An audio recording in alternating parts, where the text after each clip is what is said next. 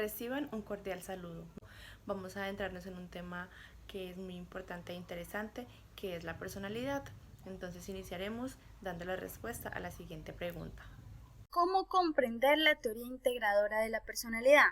Para comprender qué es la teoría integradora de la personalidad, primero debemos centrarnos y darle un significado a la personalidad. Podríamos decir que la personalidad es el conjunto de características que definen a la persona, es decir, los sentimientos, pensamientos, actitudes, habilidades que hacen a una persona diferente de otra. Bueno, aquí podríamos decir que como nos explica ahí, es que cada persona es distinta, cada persona tiene diferente manera de ver el mundo. Sus habilidades cognitivas se desarrollan de distinta manera, por lo tanto tenemos diferentes visiones hacia el mundo y creamos nuestra propia realidad y nos comportamos según cómo creemos que esté bien o también como esté mal.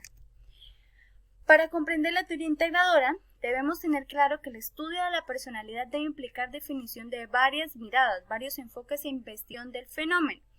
Ahora hablaremos del cuadrante superior izquierdo, individual interior, lo psicológico yo. Inicia y el inconsciente del ser humano. Esta conducta plantea o está guiada por la manera como se piensa, cómo se actúa, de cómo percibimos de acuerdo al mundo de las experiencias individuales, en lo que sentimos, en los distintos niveles de conciencia y en los estados de la mente. Perspectiva psicoanalítica que plantea que el comportamiento se origina por fuerzas psicológicas con base en el determinismo psíquico y esto estructura la personalidad. Y en la perspectiva humanista tenemos que el desarrollo de la personalidad se determina por la historia de vida, la satisfacción de necesidades y el autoconcepto. Tenemos la teoría desde Sigmund Freud.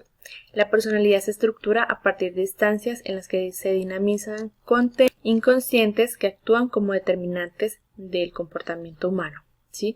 Quería él demostrar que la mayor parte de las actividades que desarrolla el ser humano pues son inconscientes, dejando un pequeño porcentaje a las que realizamos de manera consciente, lo que él decía que provenían desde la niñez y que se desarrollaban a lo largo de nuestras vidas.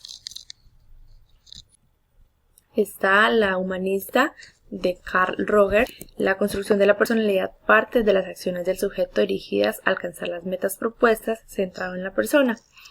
Él considera que el individuo desarrolla una forma centrada en el yo, cada hombre como un ser racional y cada individuo pues como un ser único e individual. Maslow plantea el surgimiento de las necesidades del ser humano, las cuales evolucionan y determinan aspectos de la personalidad en el sujeto. Como sujeto se ve influida por la autorrealización, satisfacción de las necesidades y el alcance del mayor potencial. El estudio de la personalidad debe implicar la definición desde varias miradas, desde varios enfoques y ámbitos distintos. Propia investigación del fenómeno, lo que hablábamos de las experiencias, ya que cada vivencia es de un mundo, cada ser es un mundo diferente. Por lo tanto, es necesaria la consideración de diversas perspectivas teóricas que permiten comprender al sujeto como un ser integral compuesto por distintas dimensiones que son abordadas de diferentes teorías. A continuación, lo individual exterior biológico ello. Definición. Desde un soporte fisiológico se puede decir que existe un sistema límbico en el cerebro que permite la vivencia de emociones. El ello es un componente innato, es decir, nacemos con él. Su contenido es inconsciente y consiste en la expresión psíquica de las pulsiones y deseos e instintos originados principalmente por el placer. Desde la perspectiva de los rasgos, Gordon Allport aportó con su teoría la personología de los rasgos y describió que estas influyen en la conducta. Entre ellas están el cardinal, rasgos que influyen en todos los actos de las personas y las caracterizan. Central, son todos los rasgos más dominantes de la conducta, como por ejemplo la agresividad o el egoísmo, y estas se desarrollan en etapas tardías de la vida dependiendo de la cultura. Secundario, son rasgos que se relacionan con actitudes o preferencias e intervienen en ciertas situaciones, como por ejemplo cuando una persona es sumisa. Desde la teoría analítico-factorial de los rasgos, Raymond Cattell describió que la herencia del ambiente son factores que determinan la personalidad, partiendo de dos componentes de ella: el temperamento, que es de factor biológico, y el carácter, que es el que proviene del ambiente o el entorno social. Continuamos con el cuadrante inferior izquierdo, colectivo interior, lo cultural, nosotros. Definición del cuadrante: la familia, la sociedad y el ambiente, quien influye directamente en la personalidad, donde se involucran los valores, símbolos e historias compartidas. Hablamos de la teoría psicológica individual por Alfred. La persona trata de superar los sentimientos de inferioridad, los cuales hacen parte del desarrollo positivo y crecimiento personal que pueda tener el individuo. La teoría psicosocial de Erik Erikson es el ser humano atraviesa por 8 etapas del desarrollo y a medida que la persona va creciendo se van presentando los cambios y las crisis psicosociales.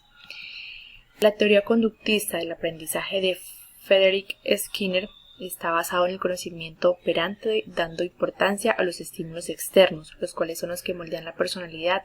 Cada individuo logra modificar su entorno a través del aprendizaje como el resultado de todas las experiencias, ya sea que exista o no un esfuerzo tanto positivo como negativo. La teoría psicoanalítica del aprendizaje por John Dollard y Neil Miller habla que la personalidad se constituye de acuerdo al hábito asociado entre un estímulo y una respuesta y asociados con las pulsaciones primarias y secundarias. Cuadrante inferior derecho, colectivo exterior, lo social y ello. Perspectiva cognitiva del aprendizaje social. Definición. Esta consiste en el comportamiento de una persona, tales como la conducta, como el resultado del aprendizaje y experiencias de este mismo y del medio social como un elemento fundamental. Walter Mitchell fue un importante psicólogo austriaco que estudió la personalidad, el cual decía que el comportamiento de una persona está influenciado por dos factores, los cuales son atributos específicos de una determinada situación y la formación en que la persona percibe las situaciones.